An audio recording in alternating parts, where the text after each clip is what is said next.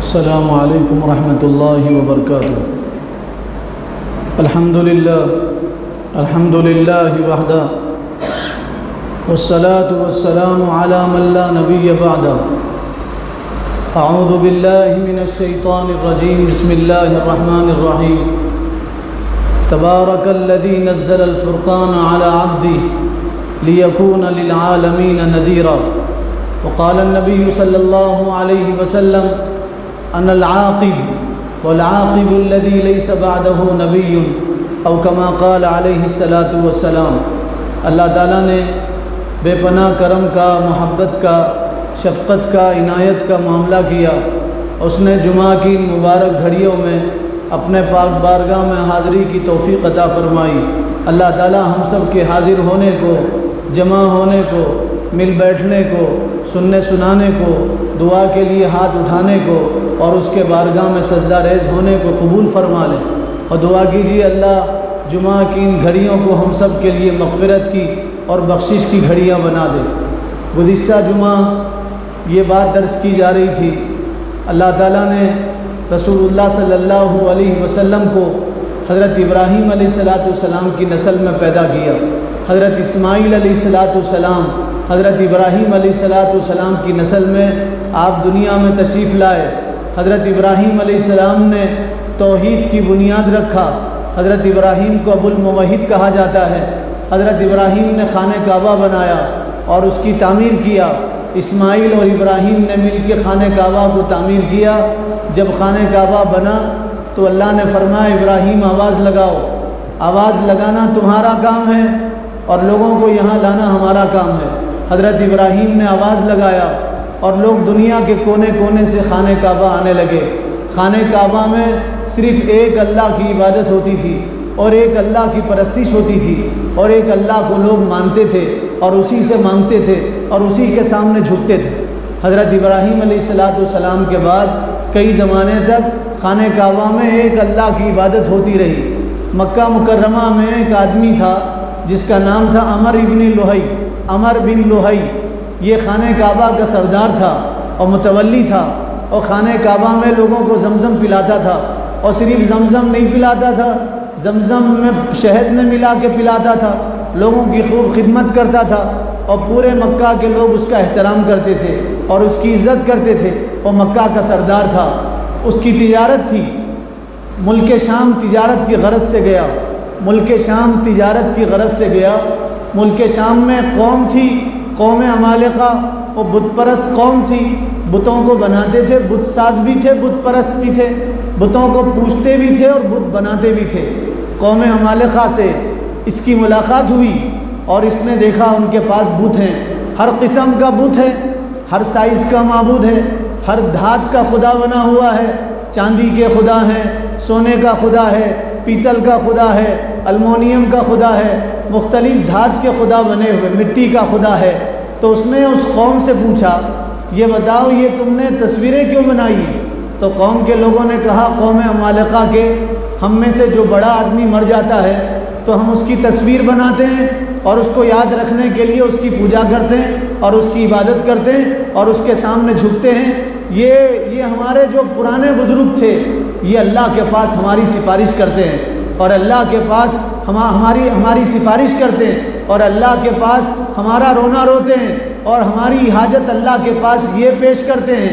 अल्लाह के पास हम डायरेक्ट नहीं जा सकते, तो ये हमारे बड़े जो लोग थे इनके ज़रिए से हम अल्लाह के पास पहुँचते हैं और अल्लाह के पास जाते हैं। तो वो जो अमर इब्न लुहई था उसने सोचा ये अच्छा तरीक़ा है अल्लाह तक पहुँचने का और ख़ुदा की इबादत करने का। तो वो वहाँ से वापस आया और उसने पूरे लोगों को जमा किया और लोगों से कहा लोगों हम डायरेक्ट अल्लाह तक नहीं पहुँच सकते, खुदा तक पहुँचने के लिए हमें बाप दादाओं का वसीला चाहिए, अपने बड़ों का ज़रिया चाहिए, तो हम अल्लाह तक पहुँच सकेंगे। और अगर बाप दादा का वसीला नहीं होगा तो हम अल्लाह तक नहीं पहुँच सकेंगे। अमर इब्न लुहई ने लोगों से कहा अपने अपने बड़े लोगों के माबूद बनाओ और उनकी तस्वीर बनाओ, उनके मुजस्समे बनाओ और फिर उनकी इबादत करो और फिर उनसे कहो कि वो अल्लाह के पास हमारी सिफारिश करें। यहाँ से मक्का मुकर्रमा में बुत परस्ती शुरू होगी। यहाँ से मक्का मुकर्रमा में बुत परस्ती शुरू होगी। पहले मक्का में बुत परस्ती नहीं थी, यहाँ से मक्का मुकर्रमा में बुत परस्ती शुरू होगी। उसने लोगों से कहा, हर कबीले का अलग बुत बनाओ, हर ख़ानदान का अलग बुत बनाओ, हर घर का अलग अलग बुत बनाओ। चुनांचे लोग अलग अलग माबूद बनाने लगे और खाने काबा में अलग अलग माबूदों की परस्तिश होने लगी और उनकी पूजा होने लगी और लोग उनके सामने झुकने लगे और लोग उनकी इबादत करने लगे। अलग अलग साइज़ के माबूद बनाए गए, चांदी के बनाए गए, लोहे के बनाए गए, मिट्टी के बनाए गए, अलग अलग माबूद बनाए गए और फिर खाने काबा में माबूदों की पूजा होने लगी और उनकी परस्तिश होने लगी। बुखारी शरीफ में है, हुजूर ने फरमाया, सबसे पहले जिसने शिर्क शुरू किया, सबसे पहले जिसने शिर्क शुरू किया वो अम्र इब्न लुहै, सबसे पहले उसी ने शिर्क शुरू किया। और क्या शिर्क था जो सबसे पहले शुरू किया? अपने बाप दादाओं की पूजा करो, उनकी इबादत करो, उनके सामने झुको और फिर उनकी तस्वीरें बनाओ और उनके मुजस्समे बनाओ। यहाँ से बुत परस्ती शुरू हुई। आज भी गैर तो गैर अपने भी माबूद बनाते हैं। आप देखिए मुख्तलिफ़ महीनों में अलग अलग अलम बनाते हैं, उसके सामने झुकते हैं और उससे मन्नत समाजत करते हैं और उनसे कहते हैं बाबा आप देने वाले।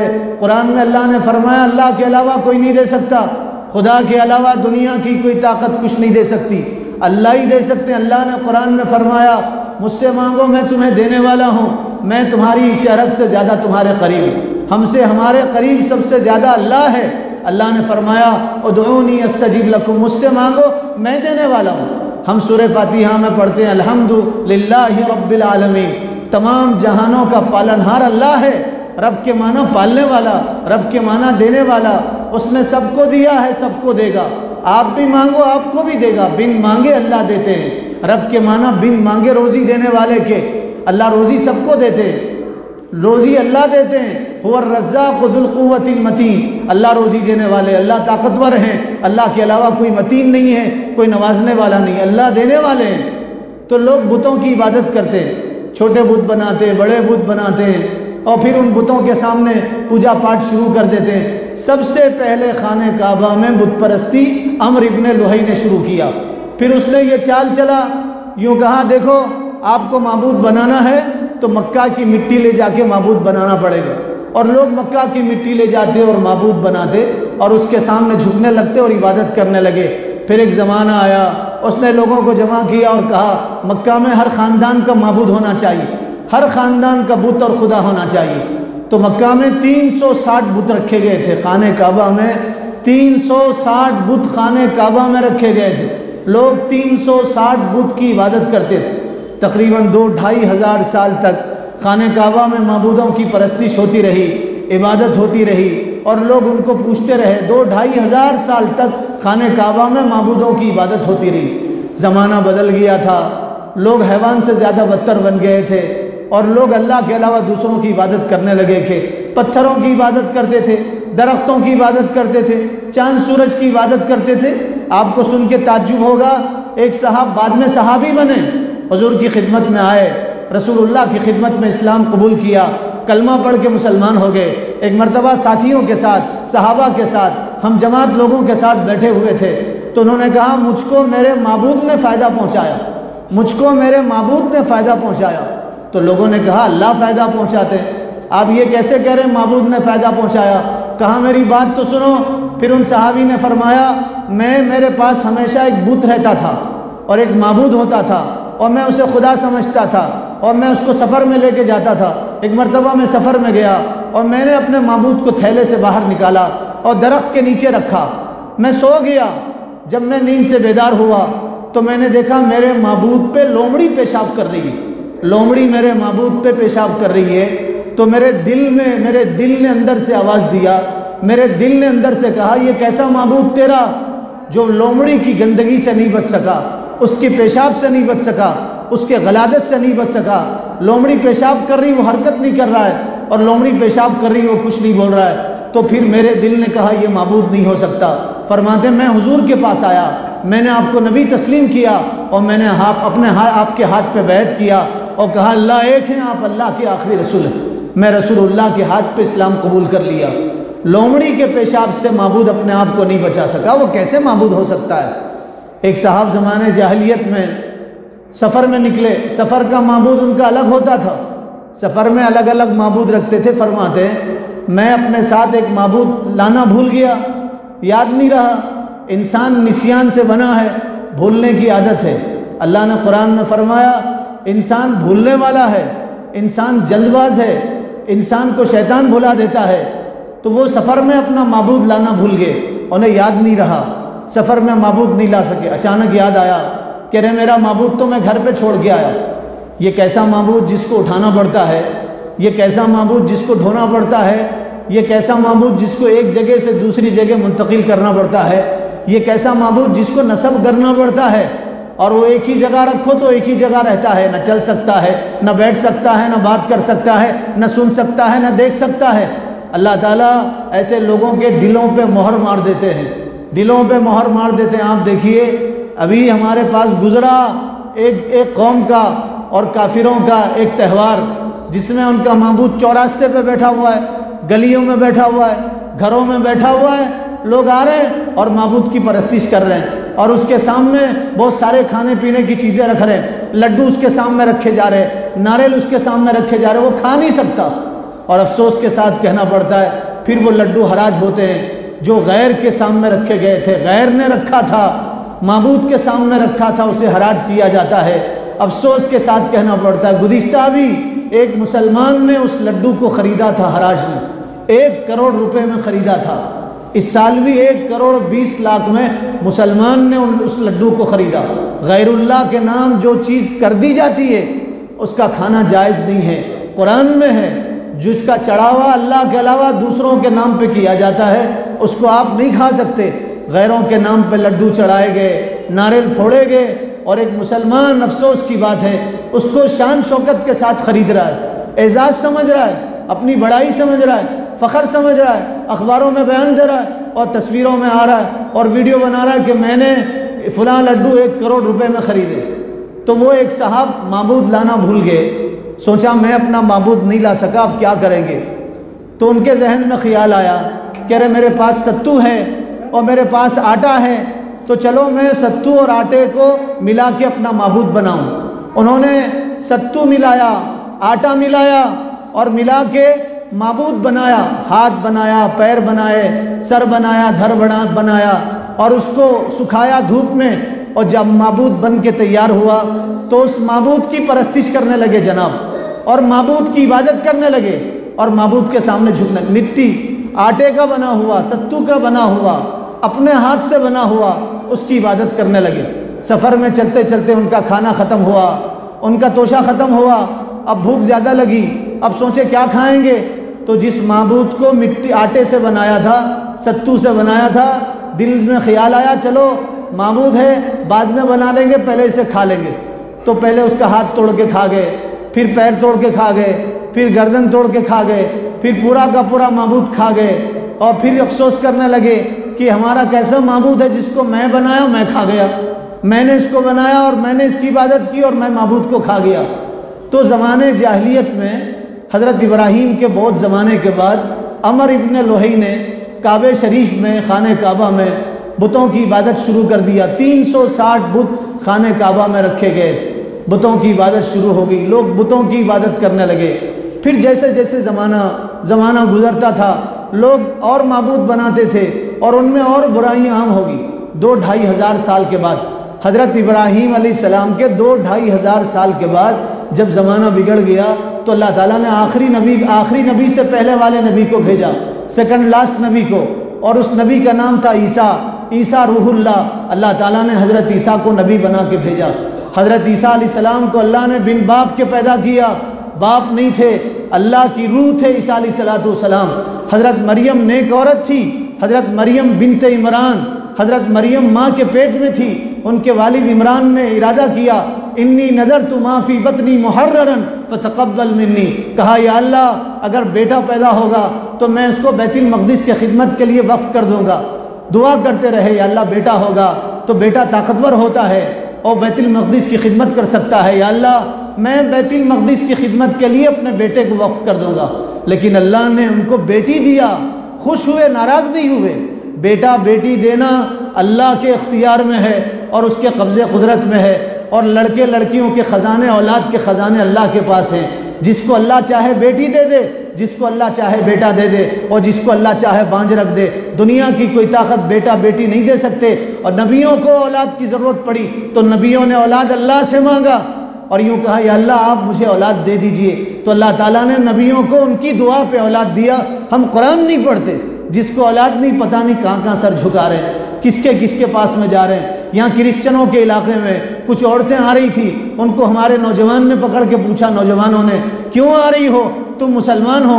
तो कहने लगी, इन दो औरतों को बच्चा नहीं है, बच्चा मांगने के लिए आ रहे हैं। क्रिश्चनों के चर्च में बच्चा मांगने के लिए आ रहे हैं। हज़रत ईसा अलैहिस्सलाम खुद बिन बाप के पैदा हुए। अल्लाह ताला ने उनको बग़ैर बाप के दुनिया में पैदा किया। उनके बाप नहीं थे और उनके नाना हज़रत ईसा अलैहिस्सलाम के नाना, उनके वालिदा के बाप, उनका नाम इमरान था। दुआ करने लगे, या अल्लाह मुझे बेटा दे तो मैं बैतुल मक़दिस की खिदमत करूँगा, बैतुल मक़दिस की खिदमत के लिए वफ़ करूँगा। अल्लाह ताला ने उनको बेटी दिया, खुश हुए, कहने लगे, बेटा बेटी बेटी के बेटे के जैसे तो नहीं हो सकते, बेटियाँ पर्दे में रहती हैं। अल्लाह तूने मुझे बेटी दिया, लेकिन मैंने नज़र माना था मैं अपनी बेटी को बैतुल मक़दिस की खिदमत के लिए वफ़ कर दूँ। तो मरियम को उन्होंने बैतुल मक़दिस की खिदमत के लिए वफ़ कर दिया। मरियम पर्दे में रह के बैतुल मक़दिस की खिदमत करती थी। हज़रत मरियम नहाने के लिए गई, गुसल खाने में, कुरान में नहाने के लिए गई। एक फ़रिश्ता आया, हज़रत मरियम ने देखा, कहने लगी, चले जाओ, यहाँ मत आओ, तुम कैसे आ गए मेरे पास, मैं औरत ज़ात हूँ, मैंने कभी किसी गैर मर्द का चेहरा नहीं देखा, यहाँ से चले जाओ। तो आने वाले फरिश्ते ने कहा, मैं इंसान नहीं हूँ, इंसान गुनाह करते हैं, बुराई करते हैं, बुरा ख्याल उनके जहन में आता है, मैं फरिश्ता हूँ, नूर से बनाया गया हूँ, आग से बनाया गया हूँ, आग की लौ से बनाया गया हूँ और नूर से बनाया गया हूँ, तो मेरे अंदर गुनाह का मादा नहीं है, मेरे अंदर गुनाह की सिफत नहीं है। अल्लाह ने मुझे भेजा है और अल्लाह तुम्हें बेटा अता करेंगे। हज़रत जिब्राईल आए थे फरिश्ते, उन्होंने फूंक मारा, हज़रत मरियम अलैहिस्सलाम के पेट में बच्चा वजूद पाने लगा और बच्चा परवरिश पाने लगा। हज़रत मरियम के पेट में बच्चा बढ़ने लगा। जब डिलीवरी का वक्त आया तो अल्लाह ताला ने हज़रत मरियम से कहा, जाओ जाओ और जाके खजूर की दरख्त की टहनी को हिलाओ, अल्लाह ताला कच्ची खजूरें गिराएगा। हज़रत मरियम आई, खजूर का ज़माना नहीं था, दरख्त पे खजूर नहीं थी। हज़रत मरियम ने टहनी हिलाया, कच्ची खजूरें ज़मीन पे गिरी, वही खजूरें खाती रही। फिर जब ईसा अलैहिस्सलाम दुनिया में आए तो शर्माने लगी, कहने लगी, परवरदिगार लोग क्या कहेंगे। अल्लाह ने फरमाया, अपने बेटे को लो और लोगों के सामने जाओ और लोग पूछेंगे बच्चा कहाँ से आया, तो बच्चे की तरफ इशारा कर देना। हज़रत मरियम बच्चे को लेके लोगों के पास गई। लोगों ने कहा, मरियम कहाँ से बच्चा आया, अन्ना लकी हादा, ये बच्चा कहाँ से आ गया। माँ कान अबू की मरासवी व माँ कान तुम्मु की बगिया, न तेरा बाप ऐसा नहीं था, न तेरी माँ सरकश थी, ये बच्चा कहाँ से आया।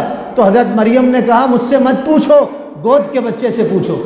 हज़रत ईसा छोटे थे, गोद में थे, 2-3 दिन के थे, बोल पड़े, मेरी माँ से मत पूछो, मुझसे पूछो मैं कौन हूँ। काला इन्नी अब्दुल्ला आतानी अल किताब व जअलनी नबिय्या, अल्लाह ने मुझे नबी बनाया, किताब अता करेगा अल्लाह। मेरी माँ से मत पूछो मैं कौन हूँ, मैं अल्लाह का बंदा, उसका रसूल। गोद के बच्चे ने बात किया। ईसा अलैहिस्सलाम गोद में थे, उन्होंने बात किया। कुछ बच्चों ने बचपन में बात किया, उनमें से ईसा अलैहिस्सलाम, ये अल्लाह की रूह, हज़रत ईसा अलैहिस्सलाम को अल्लाह ने नबी बनाया, किताब दी अल्लाह ताला ने। हज़रत ईसा अलैहिस्सलाम को पैगंबर बनाया। हज़रत ईसा को अल्लाह ने मोजेज़े दिए। क्या मोजेज़े दिए? आप कब्र पे जाते और अपना हाथ कब्र पे मारते और यूँ कहते, कुम बिइज़्निल्लाह, अल्लाह के हुक्म से खड़े हो जाओ। मुर्दा ज़िंदा होता था, हज़रत ईसा उस मुर्दे से बात करते थे। हज़रत ईसा अलैहिस्सलाम मुर्दे से बात करते थे, फिर कहते थे लौट जाओ, तो मुर्दा कब्र में लौट जाता था। हज़रत ईसा अलैहिस्सलाम मिट्टी की चिड़िया बनाते थे और उसमें फूंक मार देते थे तो उसमें जान पड़ जाती थी और वो चिड़िया उड़ने लगती थी, हवा में उड़ने लगती थी। हज़रत ईसा अलैहिस्सलाम दुनिया में रहे। फिर हज़रत ईसा अलैहिस्सलाम को लोग सूली देना चाह रहे थे, अल्लाह ने हज़रत ईसा को आसमानों में उठाया। ये अक़ीदा है कुरान का, ये अक़ीदा है इस्लाम का, ये अक़ीदा है दीन मतीन का, ये अक़ीदा है रसूलुल्लाह सल्लल्लाहु अलैहि वसल्लम का। और ये बताया अल्लाह ने कुरान में, ईसा को सूली नहीं दी गई। बहुत सारे लोग सलीब का निशान गले में लगा के फिरते हैं, सलीब का निशान आपने देखा होगा। ये लोग ये बताते हैं ईसा अलैहिस्सलाम को सूली दी गई, ये झूठ है, सरासर झूठ है। ईसा अलैहिस्सलाम को सूली नहीं दी गई, ईसा अलैहिस्सलाम आसमानों में उठाए गए। क़ियामत के करीब दुनिया में आएंगे ईसा अलैहिस्सलाम।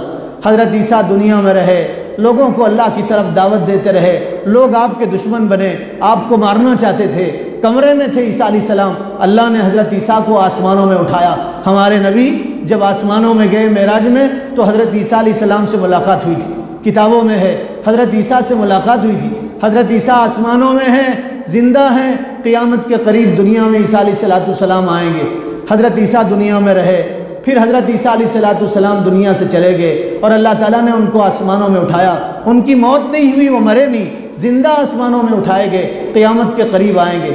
ईसा अलैहिस्सलाम के बाद ज़माना बदला, लोग फिर गैरुल्लाह की पूजा करने लगे और इबादत करने लगे। ईसा अलैहिस्सलाम के बाद जैसे जैसे ज़माना गुज़रता गया, लोगों में बुराइयाँ आम होती गई। ऐसी ऐसी बुराइयाँ आई जिसका इस ज़माने में तसव्वुर नहीं, गुमान नहीं कर सकते। लोग बाहर से जितने लोग आते थे हज के मौसम में, खाने काबा का नंगा तवाफ़ करते थे, बरहना तवाफ़ करते थे अल्लाह के घर का। बाहर से जितने लोग आते थे, सिर्फ मक्का के लोग और खाने काबा के लोग और वहाँ के रहने वाले, वो नंगा तवाफ़ नहीं करते थे, वो कपड़े पहन के तवाफ़ करते थे। लोगों का उनके बारे में ख्याल ये था कि ये मक्का के रहने वाले, ये पाक लोग हैं, ये कुछ भी करें ये पाक हैं, खुदा इनके सारे गुनाह को माफ़ कर दिया, इसलिए वो कपड़े पहन के तवाफ़ करते थे। और बाहर से आने वाले, उनका ख्याल ये था कि हमने जिन कपड़ों में गुनाह किया उन कपड़ों में हम खाने काबा का तवाफ़ नहीं कर सकते। कैसी उनकी सोच थी, अरे जिस जिस्म से तुमने गुनाह किया उस जिस्म के साथ तवाफ़ कैसे कर सकते। लेकिन उनका जहन था नहीं, जिन कपड़ों में हमने गुनाह किया उन कपड़ों में हम खाने काबा का तवाफ़ नहीं कर सकते। नंगा तवाफ़ करते थे, खाने काबा का नंगा तवाफ़ करते थे। औरत जब नापाकी में होती थी या उसके यहाँ विलादत होती थी, उसके यहाँ विलादत होती थी या नापाक होती थी महीने में औरत, तो उसको मनहूस समझा जाता था। उसके हाथ का खाना नहीं खाते थे, उसे एक अलग कमरे में बंद कर देते थे और वो उसको अलग से खाना देते थे और ये कहते थे ये मनहूस हो गई है और ये बेबरकत हो गई है, हम इसके हाथ का खाना नहीं खा सकते। औरत के यहाँ विलादत होती, किताबों में है, बुखारी शरीफ में है, हुजूर ने फरमाया उस औरत को मनहूस समझा जाता था। 1 साल तक न वो औरत गुस्ल कर सकती थी, न औरत बाल में तेल लगा सकती थी, न औरत नए कपड़े पहन सकती थी। 1 साल तक गुस्ल नहीं कर सकती थी, कपड़े नहीं पहन सकती थी नए कपड़े, 1 साल तक खुशबू नहीं लगा सकती थी, 1 साल तक तेल नहीं लगा सकती थी। उसे अलग कमरे में रखा जाता था, न उससे कोई बात करता था, न उसके हाथ का लोग खाना खाते थे, उसे मनहूस समझते थे। बच्चे के पैदा होने के बाद 1 साल तक उस औरत को मनहूस समझा जाता था। लूट मार आम था, कत्लो गारत गिरी आम थी। सिर्फ 4 महीने नेक बने रहते थे, साल के फिर 8 महीने कत्ल करते थे, बात बात पे लोगों को मार देते थे। अमीरों के लिए अलग कानून था, गरीबों के लिए अलग कानून था। पैसे वालों के लिए कानून बदल जाता था, गरीबों के लिए कानून नहीं बदलता था। गरीबों को लोग सज़ा देते थे, पैसे वालों को लोग सज़ा नहीं देते थे, उनके लिए ले दे के कानून बदला जाता था। नाइंसाफ़ी आम थी, जुल्म आम था और इतना जुल्म होता था, इतना भयानक जुल्म होता था। एक आदमी को दरिंदे के साथ स्टेडियम में छोड़ दिया जाता था, एक आदमी को शेर के साथ स्टेडियम में छोड़ दिया जाता था और वो आदमी शेर के साथ लड़ता था। वो शेर उस आदमी को नोचता था, उसे खाता था, तो लोग तमाशा देखते थे और लोग हंसते थे, तमाशा देखते थे और लोग हंसते थे।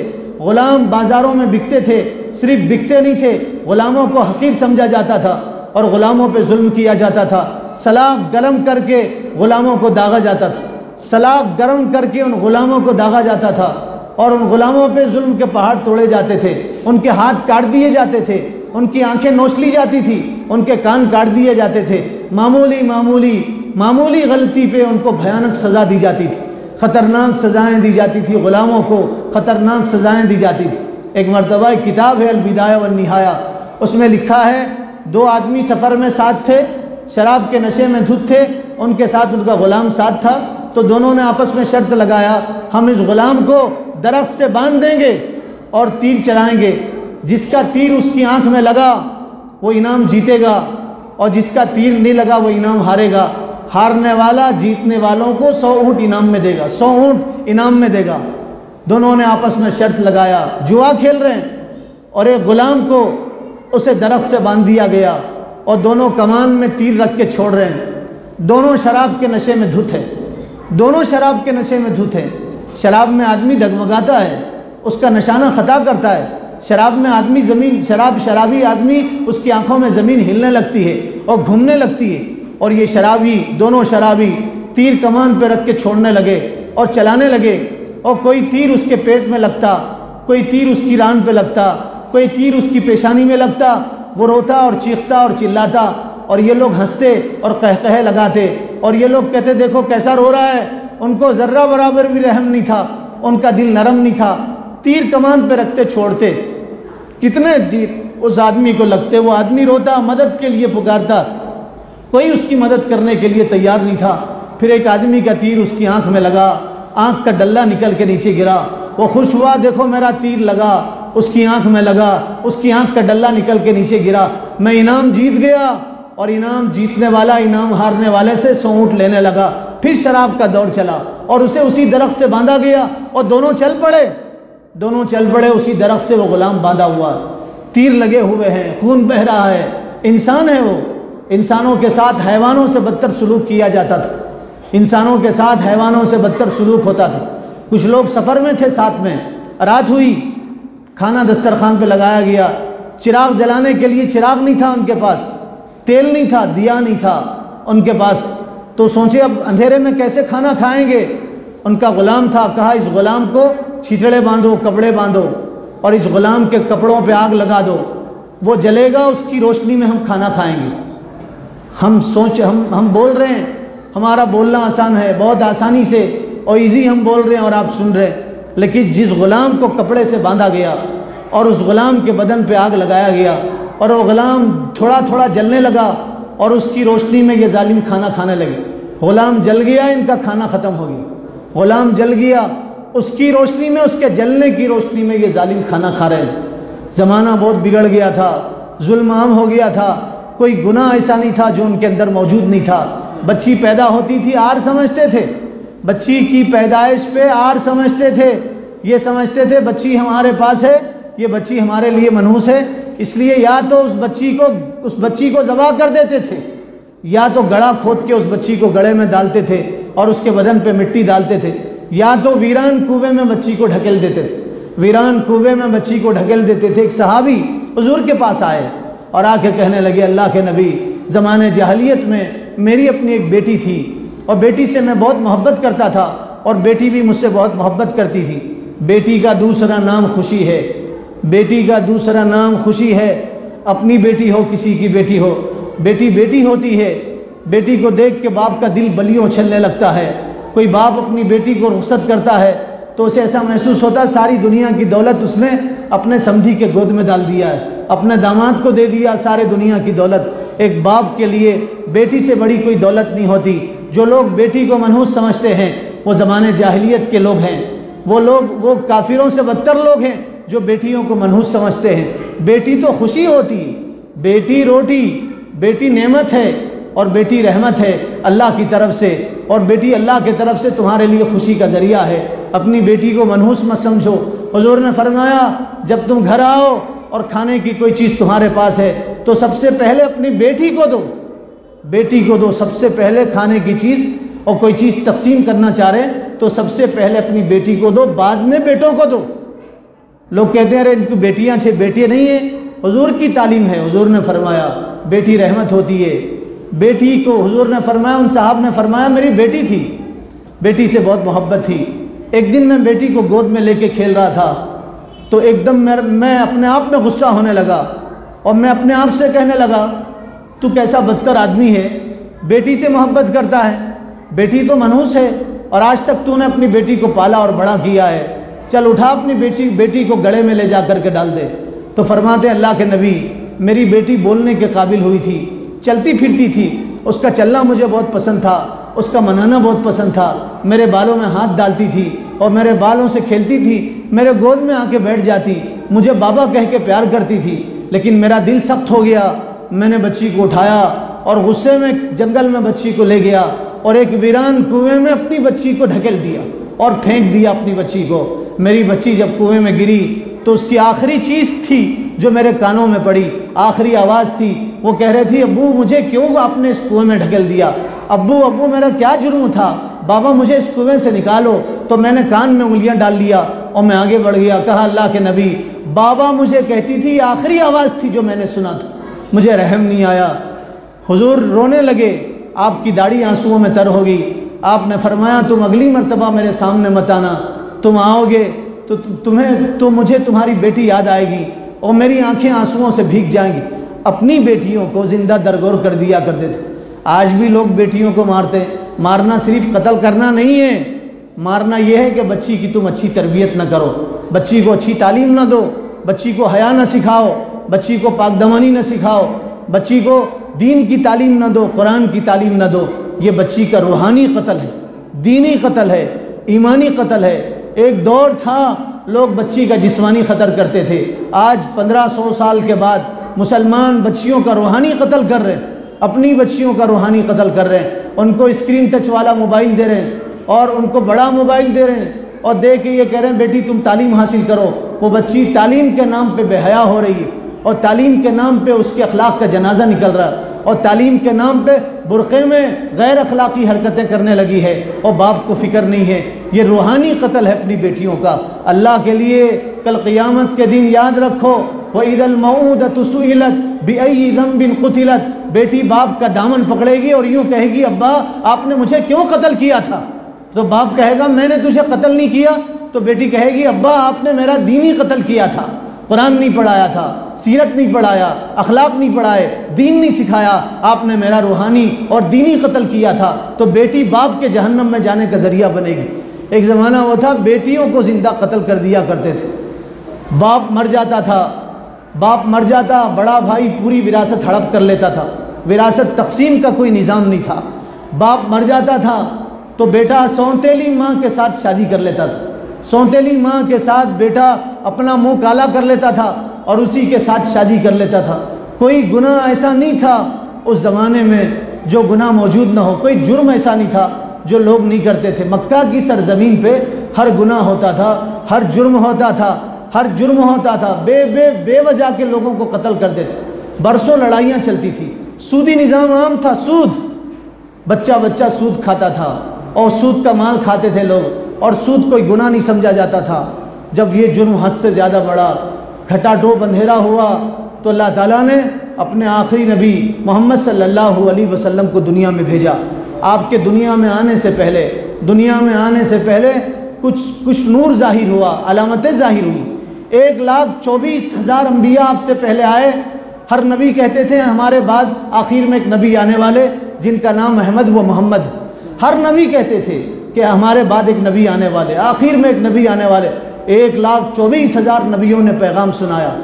जैसे जैसे सुबह होती है वैसे वैसे आसमान पे नूर फैलता है, अंधेरा छटने लगता है, नूर आने लगता है।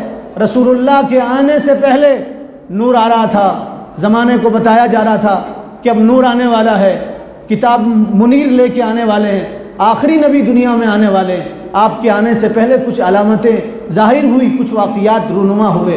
वो क्या वाक़ियात थे जो हुजूर के आने से पहले दुनिया में रूनुमा हुए, उसके लिए अगली जुमा का इंतज़ार कीजिए।